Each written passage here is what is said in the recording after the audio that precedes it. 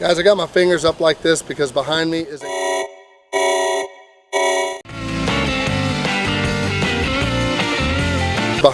a bad idea, right? So we're in this customer's yard and we're gonna set up a bounce house. The customer doesn't understand bounce houses, water slides. They're gonna tell you to put it next, whether it's the sandy area, under the tree, or on side of the hill. And it's your job to explain to them that it's a bad idea, not only from a safety standpoint, but also from a keep your unit clean standpoint, make your life easy standpoint, right? So if I look at this yard, for me, and I left the tarp roughly where I would have installed that unit coming out of this pool egg cage right here, I would have installed that unit right about there on a pretty flat piece of ground. Now, this yard does have some elevation and some movement to it, right? So I think coming out of the pool deck, you can see from here, they can put tables here. That'd be a great spot. We didn't put that corner back in, but with the nail, but we'll do that in a minute.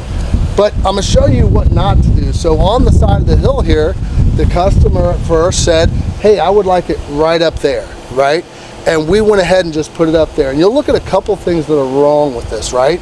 So whoever would have set this cord up didn't use common sense, ran it around, ran it in front of the unit, and then dripped it behind, rather than taking it from its cord outlet, running it straight away, and then around the back and into the unit. The other side of that is, yes, I can stake this in here.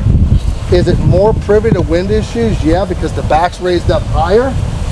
Is it harder for kids to get in and out? Yeah, that's a problem.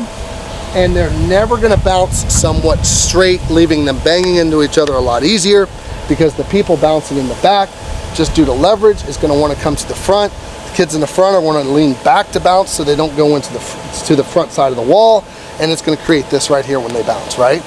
Common sense, guys. If you're gonna tell me I have this kind of yard, I then have to dictate to the customer. I have to get in control of the customer, because it's my business, right? And I'm the professional and I know best.